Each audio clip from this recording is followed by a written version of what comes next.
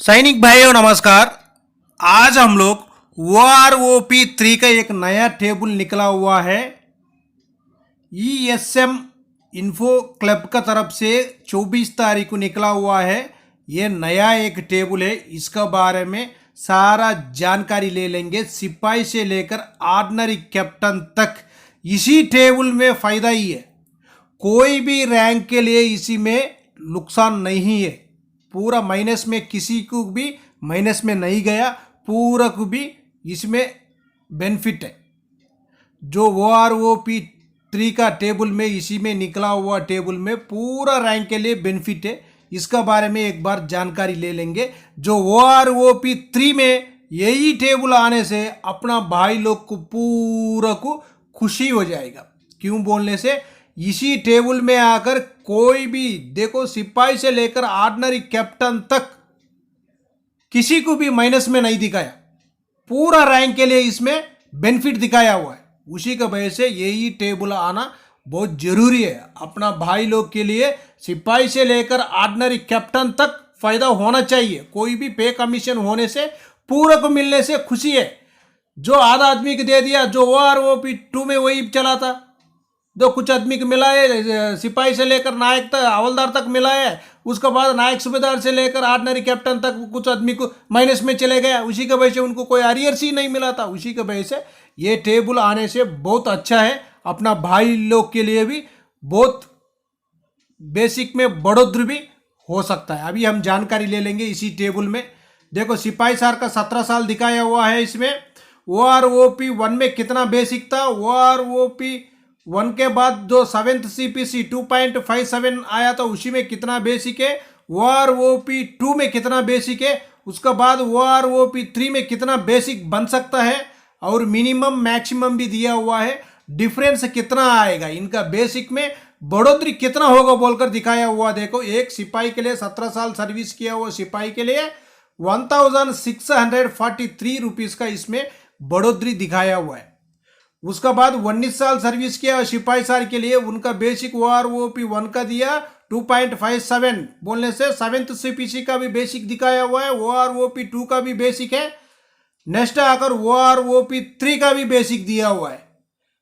उसका बाद मिनिमम और मैक्सिमम दिया हुआ है। इसी में देख लेना, इसी में आकर 2000 रुपये का बढ़ोतरी इसी में भी दिखाया हुआ है।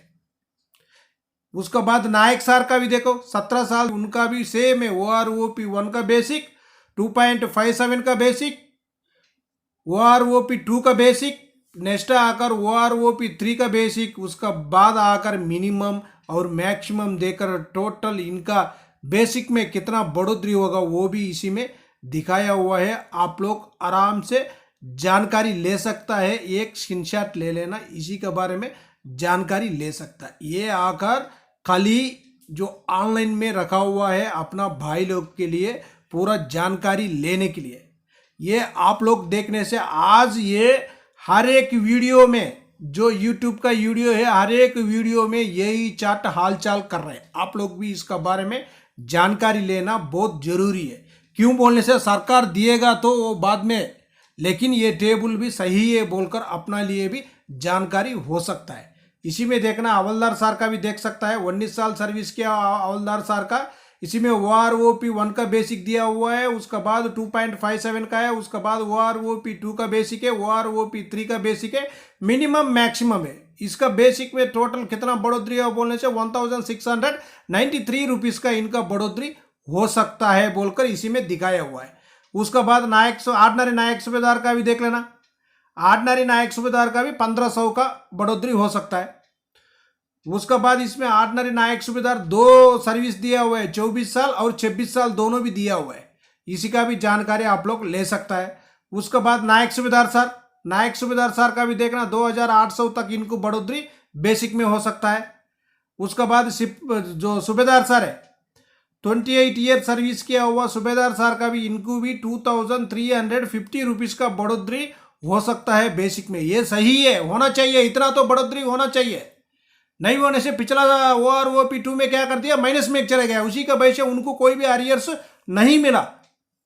नेक्स्ट देखो, नेक्स्ट सूबेदार मेजर सार का भी देख लेना, 30 साल सर्विस किया सूबेदार मेजर सार के लिए 2500 रुपए का बढ़ोतरी है इनको बेसिक में, ये भी सही है। उसके बाद ऑर्डिनरी लेफ्टिनेंट सार का भी देखना, इनको भी कितना है, कितना बढ़ोतरी है, देखो 2525 रुपए का इसमें बढ़ोतरी है। उसके बाद ऑर्डिनरी कैप्टन सार का, इनका भी 2750 रुपए का बढ़ोतरी है बेसिक में। इसी तरह ये टेबल आने से बहुत अच्छा है, क्यों बोलने से अपना भाई लोग की पूरा भाई लोग के लिए बेसिक में बढ़ोतरी हो सकता है। यही टेबल सही है, जो सरकार देखना चाहिए, पूरा रैंक के लिए बेनिफिट मिलना चाहिए, कुछ रैंक के लिए छोड़कर कुछ रैंक के लिए देना अच्छा नहीं है। जो OROP2 में यही चला है, जो सिपाही से लेकर हवलदार तक बेनिफिट मिला है, उसका बाद नायक सूबेदार से लेकर ऑर्डिनरी कैप्टन तक कोई भी बेनिफिट नहीं मिला था OROP2 में। उसी के वजह से उनको कोई भी अरियर्स नहीं है, उनका बेसिक में बढ़ोतरी भी नहीं हुआ। जो फैमिली पेंशनर्स को भी वही चला हुआ है, जो फैमिली पेंशनर्स हो, जो सर्विस पेंशनर्स हो, कोई भी होने दो, सिपाही से लेकर ऑर्डिनरी कैप्टन तक बेसिक में बढ़ोतरी होना बहुत जरूरी है। उसी के बाद ही उनका पेंशन में कुछ बढ़ोतरी हो सकता है। ओके फ्रेंड्स, ये वीडियो आपको पसंद आने से सब्सक्राइब करो, लाइक करो, शेयर करो। आपका सब्सक्राइब लाइक की नेक्स्ट वीडियो बनाने के लिए ताकत बन जाएगी। Okay friends.